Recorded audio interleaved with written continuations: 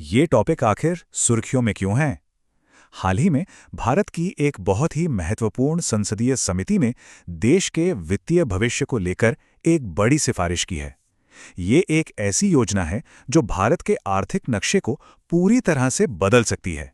तो चलिए इसको थोड़ा और विस्तार से समझते हैं। Parliamentary standing committee on finance, जो कि वित्त से जुड़े मामलों पर सलाह देने वाली एक अहम समिति है, उसने अपनी रिपोर्ट में एक बड़ा प्रस्ताव रखा है कि जीएफटी सिटी की जो सफलता है उसे अब पूरे देश में दोहराया जाना चाहिए।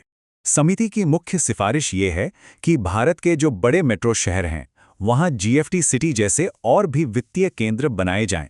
मतलब ये एक साफ संकेत है कि एक कामयाब फाइनेंशियल मॉडल को अब राष्ट्रीय स्तर पर ले जाने की तैयारी हो रही है। ठीक है, तो अब सबसे बुनियादी सवाल पर आते हैं, आखिर ये गिफ्ट सिटी है क्या और इसमें ऐसी क्या खास बात है कि सरकार इसे पूरे देश में दोहराना चाहती है? इसे समझने के लिए हमें पहले इंटरनेशनल फाइनेंशियल सर्विस सेंटर यानी आईएफएससी को समझना होगा। असल में गुजरात में जो गिफ्ट सिटी है वो भारत का पहला और इकलौता आईएफएससी है। तो ये आईएफएससी होता क्या है? देखिए, ये एक खास इलाका होता है जो नॉन रेजिडेंट्स यानी वो लोग जो भारत में नहीं रहते और साथ ही भारत में रहने वालों को फॉरेन करेंसी में वित्तीय सेवाएं देता है। सीधे शब्दों में कहें तो ये भारत की जमीन पर एक ऐसा क्षेत्र है जहां से दुनिया भर का वित्तीय कारोबार विदेशी करेंसी में हो सकता है। अगर इसको और आसान भाषा में समझना हो तो सोच के देखिए कि भारत के अंदर ही एक छोटा सा सिंगापुर या दुबई बना दिया गया है जो पूरी तरह से अंतर्राष्ट्रीय मानकों पर काम करता है। ये एक विशेष आर्थिक क्षेत्र है जो एक विदेशी वित्तीय इलाके की तरह काम करता है, लेकिन है हमारे ही देश में। तो आखिर ऐसी क्या बात है गिफ्ट सिटी में जो अंतर्राष्ट्रीय व्यापार के लिए इतनी आकर्षक है? इसके 3 मुख्य स्तंभ हैं। पहला, यहाँ टैक्स का ढांचा बहुत ही अनुकूल है। दूसरा, एक भरोसेमंद रेगुलेटरी माहौल है। और तीसरा, यहाँ व्यापार करना बहुत आसान बनाया गया है जो भारत में आने वाले और भारत से बाहर जाने वाले दोनों तरह के निवेश को अपनी ओर खींचता है। और इस पूरे सिस्टम को कंट्रोल कौन करता है? इसके लिए एक ही नियामक संस्था है, international financial services centres authority यानी आईएफएससीए। इसकी स्थापना 2020 में की गई थी और एक ही रेगुलेटर होने से सभी वित्तीय उत्पादों और संस्थानों के लिए नियम सरल हो जाते हैं और निवेशकों का भरोसा भी बढ़ता है। तो अब नतीजों पर नजर डालते हैं। साल 2015 में शुरू हुआ ये प्रयोग वैश्विक मंच पर आखिर कैसा प्रदर्शन कर रहा है? तो सवाल यह है कि क्या गिफ्ट सिटी का ये प्रयोग सफल रहा है? चलिए इसकी उपलब्धियों और वैश्विक रैंकिंग पर एक नज़र डालते हैं जो इसकी कहानी खुद बयां करते हैं। ग्लोबल फाइनेंशियल सेंटर्स इंडेक्स में गिफ्ट आईएफएससी को 46th रैंक मिली है और ये कोई मामूली बात नहीं है क्योंकि इसमें 5 रैंक्स का एक बड़ा सुधार देखने को मिला है। ये सच में एक प्रभावशाली उपलब्धि है।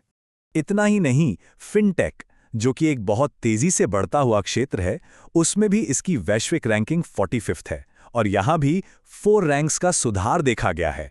ये दिखाता है कि ये सही दिशा में आगे बढ़ रहा है। तो ऐसी शानदार सफलता और रैंकिंग को देखते हुए ये समझना मुश्किल नहीं है कि समिति इस मॉडल को आगे क्यों बढ़ाना चाहती है। चलिए देखते हैं कि उनकी नई रिपोर्ट इस नींव पर भविष्य की क्या योजना बनाती है। तो समिति ने भविष्य के लिए एक 3 स्टेप रोड मैप पेश किया है। स्टेप 1, देश के बड़े शहरों में नए फिनटेक क्लस्टर बनाना। स्टेप 2, मौजूदा वित्तीय नीतियों में सुधार करना। और स्टेप 3, टैक्स और नियमों को सरल बनाना ताकि व्यापार करना और भी आसान हो सके। पहले कदम का लक्ष्य है बड़े शहरी केंद्रों में फाइनेंशियल इनोवेशन के लिए विशेष हब बनाना। ये हब देश की बेहतरीन प्रतिभा, निवेश और विकास को आकर्षित करेंगे, जिससे वित्तीय प्रौद्योगिकी को फलने फूलने के लिए एक शानदार इकोसिस्टम तैयार होगा। दूसरे कदम का फोकस इन नए केंद्रों को सपोर्ट करने वाले नियमों और ढांचे को मजबूत करना है। इसमें पारदर्शिता बढ़ाना, डिजिटल इंफ्रास्ट्रक्चर को बेहतर बनाना और इनोवेशन को बढ़ावा देने के लिए रेगुलेटरी सैंडबॉक्सेस का इस्तेमाल करना शामिल है। रेगुलेटरी सैंडबॉक्स असल में एक ऐसा कंट्रोल किया हुआ माहौल होता है जहां नई वित्तीय तकनीकों को बाजार में लाने से पहले सुरक्षित रूप से टेस्ट किया जा सकता है। और तीसरा और सबसे महत्वपूर्ण कदम है टैक्सेशन को सरल बनाना और कंप्लायंस यानी नियमों के पालन के बोझ को कम करना। इससे कंपनियों के लिए काम करना बहुत आसान हो जाएगा और एक व्यापार अनुकूल माहौल बनेगा। तो अब सबसे महत्वपूर्ण सवाल पर आते हैं, इन सब का भारत की अर्थव्यवस्था के लिए क्या मतलब है और अधिक वित्तीय केंद्र बनाना आखिर क्यों मायने रखता है? देखिए, इसके संभावित आर्थिक प्रभाव बहुत बड़े हो सकते हैं। पहला, ये भारत में भारी मात्रा में विदेशी निवेश लाएगा। दूसरा, ये वित्त और तकनीक जैसे क्षेत्रों में हाई स्किल्ड नौकरियां पैदा करेगा। तीसरा, ये भारत को दुनिया के नक्शे पर एक प्रमुख वैश्विक वित्तीय खिलाड़ी के रूप में स्थापित करेगा। और शायद सबसे जरूरी बात, ये हमारे प्रतिभाशाली स्टार्टअप्स को देश छोड़कर जाने से रोकने में मदद करेगा। तो अब सोचने वाला सवाल ये है कि क्या ये नए केंद्र वाकई भारत को एक वैश्विक वित्तीय महाशक्ति में बदल देंगे? ये एक बहुत महत्वाकांक्षी योजना है और इसके दूरगामी परिणाम निश्चित रूप से देखने लायक होंगे। Thank you for watching this video.